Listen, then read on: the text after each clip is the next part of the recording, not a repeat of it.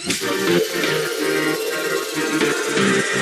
Friends, welcome back to part 6 myself Vikas Sinha. ये unary operator ईसी का पार्ट 2 वीडियो है।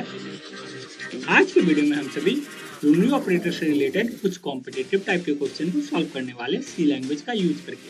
तो चलिए वीडियो में आगे बढ़ते हैं और अपने सी लैंग्वेज कोर्स को स्टार्ट करते हैं। ये एक प्रोग्राम है जिसमें हमने यूनिरी ऑपरेटर का यूज किया है। इस प्रोग्राम में हमें x के वैल्यू को फाइंड करना है। Find output of this question. जब कभी आप लोगों को ऐसा प्रोग्राम मिले तो इसे एक स्पेशल टिप्स एंड ट्रिक के जरिए सॉल्व करते हैं। वो टिप्स एंड ट्रिक क्या है, चलिए उसे जानते हैं।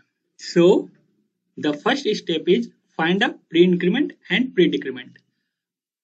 अभी प्री इंक्रीमेंट और प्री डिक्रीमेंट क्या है, इसके पहले वाले वीडियो में हमने प्री इंक्रीमेंट और प्री डिक्रीमेंट के बारे में पढ़ा है, लेकिन फिर भी मैं एक बार आप लोगों को बता देता हूँ। किसी भी वेरिएबल के पहले यदि प्लस प्लस ऑपरेटर लगाओ या फिर माइनस माइनस ऑपरेटर लगाओ तो उसे क्या बोलते हैं, प्री। अब प्लस प्लस लगाओ तो प्री इंक्रीमेंट हो जाता है, माइनस माइनस लगाओ तो प्री डिक्रीमेंट हो जाता है। सेम यदि एक्स वेरिएबल के बाद किसी भी वेरिएबल के बाद प्लस प्लस लगाओ या माइनस माइनस लगाओ वेरिएबल के बाद तो उसे बोलते हैं पोस्ट इंक्रीमेंट और पोस्ट डिक्रीमेंट। तो फर्स्ट स्टेप में हमें pre increment pre decrement find करना है। तो इस स्टेटमेंट में कोई भी डिक्रीमेंट ऑपरेटर नहीं यूज हुआ है, एक पोस्ट इंक्रीमेंट है और एक प्री इंक्रीमेंट है। तो फर्स्ट स्टेप में ओनली प्री इंक्रीमेंट को फाइंड करेंगे। तो ये है प्लस प्लस एक्स। तो फर्स्ट स्टेप हमारा कंप्लीट हुआ। नाउ फर्स्ट स्टेप कंप्लीट हो जाने के बाद अब हम चलते हैं सेकंड स्टेप की ओर।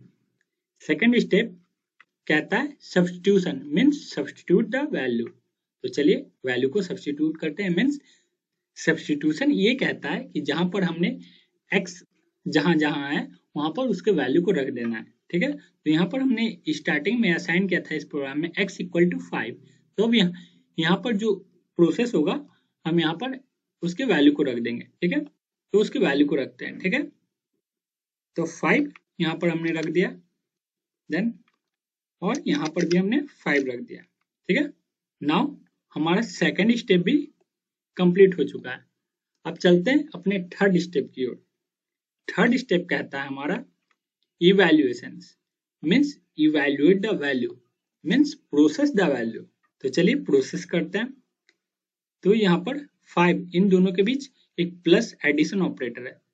ठीक है, और ये प्री इंक्रीमेंट है, तो ये 5 ना होकर अब 6 हो गया।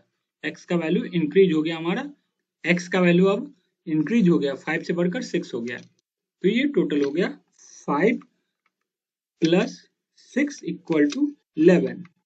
तो x का वैल्यू 11 हो गया। ठीक है, नाउ हमारा थर्ड स्टेप भी कंप्लीट हो चुका है। नाउ अब चलते हैं फोर्थ स्टेप की ओर। फोर्थ स्टेप कहता है assignment, means assign the value. तो हमने x का वैल्यू कितना फाइंड किया था, कैलकुलेट किया था 11। तो ये 11 x में असाइन हो गया। ठीक है, ओके, हमारा फोर्थ स्टेप भी कंप्लीट हो चुका है। नाउ अब चलते हैं फिफ्थ स्टेप की ओर, जो कि हमारा लास्ट स्टेप है, पोस्ट इंक्रीमेंट और पोस्ट डिक्रीमेंट। तो इसमें पोस्ट डिक्रीमेंट नहीं है, ओनली पोस्ट इंक्रीमेंट है, x प्लस प्लस। ठीक है, तो इस कारण अब पोस्ट इंक्रीमेंट ऑपरेशन परफॉर्म होगा। जी हाँ, ये असाइनमेंट के बाद होता है। तो इस कारण जो x का वैल्यू 11 था वो इंक्रीज हो गया, वे 11 से बढ़कर x का जो वैल्यू हो गया वो है 12। तो x का वैल्यू हो गया x इक्वल टू 12। ठीक है, तो x में असाइन हो गया अब 12। अब हमने क्या किया, इस प्रोग्राम में प्रिंट करवा दिया, प्रिंट एफ फंक्शन की मदद से x के वैल्यू को प्रिंट करवा दिया है। तो प्रिंट एफ डबल कोट के अंदर हमने लिखा है the value of x equal to %d, x। तो इस %d की जगह उस x का वैल्यू प्रिंट हो जाएगा जो कि है 12। यदि इस प्रोग्राम को रन करेंगे ये आएगा answer the value of x equal to 12। ये स्क्रीन पर प्रिंट होगा। चलिए इसी तरीके से एक और प्रोग्राम को देखते हैं और उसे समझते हैं।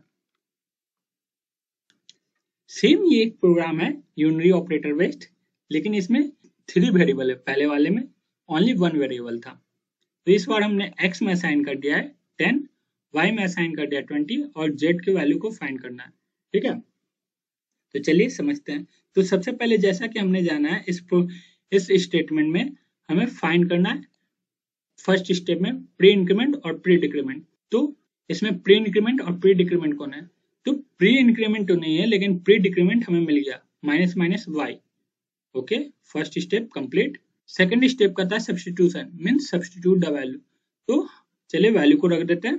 तो x का वैल्यू है 10 और y का वैल्यू है 20।